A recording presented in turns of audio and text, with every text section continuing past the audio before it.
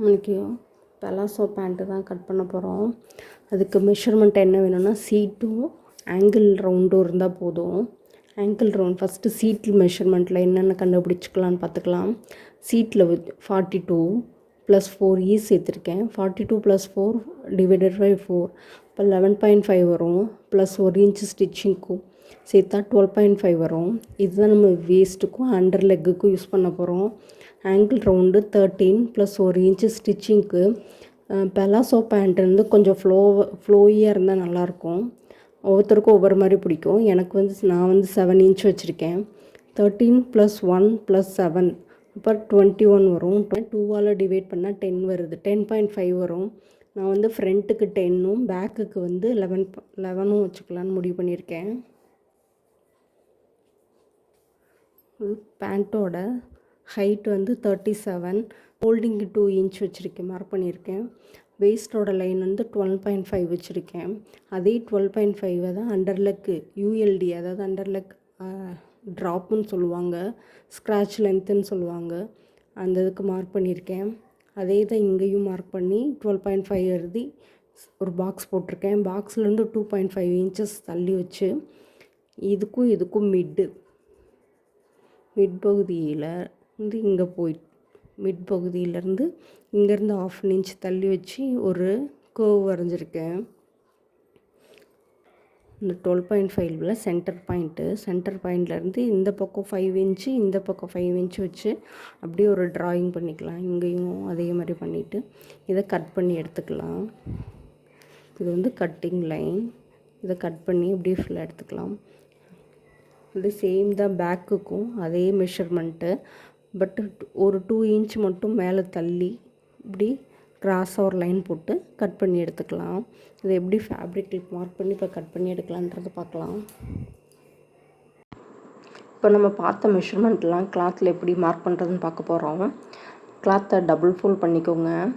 Double fold பண்ணிவிட்டு கீழேருந்து 2 inch mark பண்ணிக்கோங்க.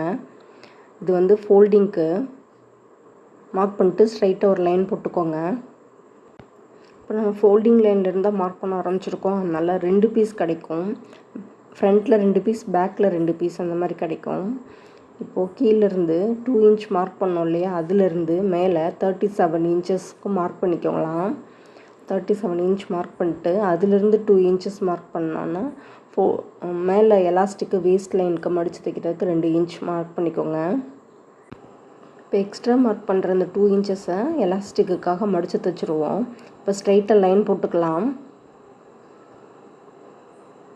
மேலே இருக்க 2 இன்ச்சஸில் எக்ஸ்ட்ரா மார்க் பண்ண 2 இன்ச்சஸ்லேருந்து 12.5 இன்ச் மார்க் பண்ணிக்கலாம். அண்டர்லெக்குக்கும் அதே மாதிரி 12.5 இன்ச் மார்க் பண்ணிக்கிடுவோம். இப்போது மார்க் பண்ணிட்டு ஸ்ட்ரைட்டாக ஒரு லைன் போட்டுக்கோங்க. அதே மாதிரி இந்த அண்டர்லெக் லைனுக்கும் 12.5 இன்ச் மார்க் பண்ணிக்கோங்க. மார்க் பண்ணிட்டு 2 இன்ச் கிராச் லென்த்துக்காக 2.5 இன்ச்சஸ் மார்க் பண்ணிவிட்டு ஸ்ட்ரைட்டாக ஒரு கோடு போட்டுக்கலாம். இந்த 2.5 இன்ச்சஸ்க்கும் சேர்த்து ஒரு லைன் ட்ரா பண்ணிக்கோங்க. மேலே இருந்த 12.5 இன்ச்சுக்கும் கீழே இருக்க 12.5 இன்ச்சுக்கும் சேர்த்து ஒரு பாக்ஸ் மாதிரி வரைஞ்சிக்கலாம். இப்போது அந்த 12.5 இன்ச்லேருந்து 1/2 இன்ச்சு மைனஸ் உள்ளே தள்ளி மார்க் பண்ணிக்கோங்க. 1/2 இன்ச்சு 12.5 இன்ச்சஸோட மிட் பாயிண்ட்டை மார்க் பண்ணிக்கிற போகிறோம். மிட் பாயிண்ட்டை மார்க் பண்ணிட்டு அது 6.25 வரும். இந்த லைனில் மார்க் பண்ணிக்கலாம். இப்போது மிட்டில் மார்க் பண்ணிட்டு இப்போ கர்வ் ஸ்கேல் யூஸ் பண்ணி 3 லைனையும் ஒரு லைனாக ட்ரா பண்ணிக்கலாம். பெண்ட் லைனாக ட்ரா பண்ணி முடிச்சுக்கலாம். கர்வ் லைன் கொஞ்சம் ஃப்ளாட்டாக வரனால ஃப்ரெஞ்ச் கர்வ் யூஸ் பண்ணி அந்த லைனாக ட்ரா பண்ணி முடிச்சிருக்கேன். நெக்ஸ்ட்டு இந்த 12.5ல் மிட் எடுத்து 6.25 வரும். இந்த 1/4 இன்ச்சை கீழே பாட்டம் லைனில் மார்க் பண்ணிக்கலாம். மார்க் பண்ணிட்டு ஈச் சைடு ஒவ்வொரு சைடும் 5 இன்ச் 5 இன்ச் மார்க் பண்ணிக்கலாம். ஆங்கிள் ரவுண்டுக்காக மார்க் பண்ணிட்டு பெண்டு ஸ்கேல் யூஸ் ஸ்க்ராட்ச் லைன்லேருந்து பாட்டம் லைனுக்கு ஒரு கர்வ் வரைஞ்சிக்கலாம். அதே மாதிரி ஃப்ரண்ட் சைடும் அந்த கர்வ் லைனை வச்சு ஒரு லைன் ட்ரா பண்ணிக்கலாம். லைன் ட்ரா பண்ணி முடிச்சாச்சு. இதை கட் பண்ணிவிட்டு ஃப்ரண்ட்டு பீஸை பேக் லைன் மேலே வச்சுட்டு ட்ரா பண்ணிக்கலாம். சேம் மேலே 2 இன்ச் மட்டும் எக்ஸ்ட்ரா ஆட் பண்ணி ஒரு லைன் ட்ரா பண்ணிக்கலாம். அதே மாதிரி கிராச் லென்த்தில் மறுபடியும் 2.5 இன்ச்சஸ் எக்ஸ்ட்ரா ஆட் பண்ணி ஒரு லைன் ட்ரா பண்ணிவிட்டு கர்வ் ஸ்கேல் யூஸ் பண்ணி அதே மாதிரி ஒரு கர்வ் லைன் வரைஞ்சிக்கலாம். வரைஞ்சிட்டு பாட்டம் லைனில் 1 இன்ச் எக்ஸ்ட்ரா ஆட் பண்ணி கர்வ் ஸ்கேல் யூஸ் பண்ணி அதே மாதிரி சேம் ஃப்ரண்ட்டுக்கு எப்படி யூஸ் பண்ணணுமோ அதே மாதிரி கர்வ் ஸ்கேல் யூஸ் பண்ணி லைன் ட்ரா பண்ணி முடிச்சுக்கலாம். பேக் பீஸில் கிராச் லைனில் மட்டும்தான் எக்ஸ்ட்ரா இன்ச்சஸ் ஆட் பண்ணணும். ஃப்ரண்ட் சைடில் எந்த இன்ச்சஸும் ஆட் பண்ணாமல் அப்படியே லைனை ட்ரா பண்ணி கட் பண்ணி எடுத்துக்கணும். இப்போ கட் பண்ணி எடுத்தாச்சு. நெக்ஸ்ட்டு எப்படி ஸ்டிச் பண்ணுறதுன்னு பார்க்கலாம். 2 நல்ல பக்கத்தையும் ஒன்றா வச்சுக்கோங்க. பேக் சைடு ராங் சைடும் பேக்கோட ராங் சைடையும் வெளியில் தெரிகிற மாதிரி வச்சுட்டு இப்போ நம்ம ஸ்டிச் பண்ண ஆரம்பிக்கலாம். நம்ம லுங்கியெல்லாம் ஸ்டிச் பண்ணுவோம் இல்லையா, அந்த மெத்தடு தான் இங்கே ஃபாலோ பண்ண போகிறேன். ஏன்னா நம்ம கிராச் லைன் வந்து உட்காரும்போது எந்திரிக்கும் போது கொஞ்சம் பிரியறதுக்குலாம் வாய்ப்புகள் இருக்குது. இந்த மாதிரி ஸ்டிச் பண்ணும்போது சீக்கிரம் பிரிஞ்சிடாது. அதுக்காக இந்த மெத்தடை ஃபாலோ பண்ணுறேன் நான். எல்லா டைப் பேண்ட்டுக்கும் கிராச் லைனை மட்டும் இந்த மாதிரி ஸ்டிச் பண்ணிக்கோங்க. இந்த மாதிரி ஸ்டிச் பண்ணும்போது சீக்கிரம் பிரிஞ்சிடாது. இப்போ இதை ஃபோல்ட் பண்ணி இன்னொரு ஃபோல்ட் பண்ணிக்கலாம். ஃபோல்ட் பண்ணிட்டு அப்படியே வச்சு ஸ்டிச் பண்ணுங்கள். ஓப்பன் பண்ணி கிளாத்தை 2யும் ஓப்பன் பண்ணி இந்த மாதிரி வச்சு ஸ்டிச் பண்ணுங்கள். எனக்கு ஸ்க்ராட்ச் லைனை ஃபுல்லாக ஸ்டிச் பண்ணி முடிச்சுட்டு பார்க்கலாம் எப்படி இருக்குன்னு. இதே மாதிரி தான் ஃப்ரண்ட் பார்ட்டுக்கும் இதே சேம் மெத்தடை தான் ஃபாலோ பண்ணி ஸ்டிச் பண்ணி முடிச்சுட்டு பார்க்கலாம் எப்படி இருக்குன்னு. இப்போது கிராச் லைனில் ஸ்டிச் பண்ணி முடிச்சாச்சு. நெக்ஸ்ட்டு ஃப்ரண்ட்டையும் பேக்கையும் ஒன்றா வச்சுட்டு 3/4 இன்ச்சுக்கு ஒரு ஸ்டிச்சிங் லைன் ஸ்ட்ரைட்டாக போட்டுக்கலாம். லெக் பார்ட் இது 2 பக்கமும் ஸ்டிச் பண்ணி முடிச்சுருக்கலாம் 3/4 இன்ச்சுக்கு. அதே மாதிரி அடுத்து இன்னொரு சைடு இருக்கும் இல்லையா, அனதர் சைடு, அந்த சைடுக்கும் அதே மாதிரி 3/4 இன்ச் மார்க் பண்ணி ஸ்டிச் பண்ணிக்கலாம்.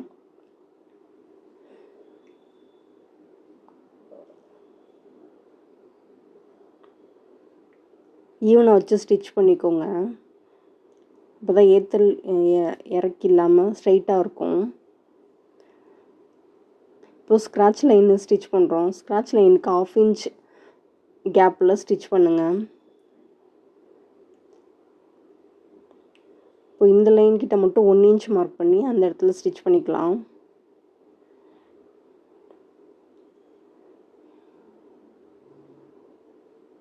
அப்புறம் ஃபுல்லாக ஸ்டிச் பண்ணி முடிச்சாச்சு. நெக்ஸ்ட்டு ஆங்கிளோட ரவுண்டை 2 இன்ச்சுக்கு மார்க் பண்ணியிருந்தோம் இல்லையா, அந்த ஃபோல்டிங் லைனை இப்போது 1/4 இன்ச் மடித்து வச்சு ஸ்டிச் பண்ணிக்கலாம். ஃபுல்லாக ஸ்டிச் பண்ணிக்கலாம். அதே மாதிரி 2 லெக்குக்கும் ஸ்டிச் பண்ணி ஃபினிஷ் பண்ணிவிட்டு பார்க்கலாம் எப்படி இருக்குன்னு. இப்போது ஃபினிஷ் பண்ணியாச்சு. இப்போ நம்ம வேஸ்ட் லைன் ஃபினிஷ் பண்ண போகிறோம். இதுக்கு 14 இன்ச் பேக் சைடுக்கு 14.5 இன்ச்சு எலாஸ்டிக்கை கட் பண்ணி எடுத்துக்கிறேன் நான். அதை அந்த 2 லைனும் ஜாயின் பண்ணியிருப்போம் இல்லையா, அந்த இடத்துல வச்சு ஸ்டிச் பண்ணிக்கலாம். நான் ஜிக்ஸாக் தையல் போட்டு ஸ்டிச் பண்ணுறேன்.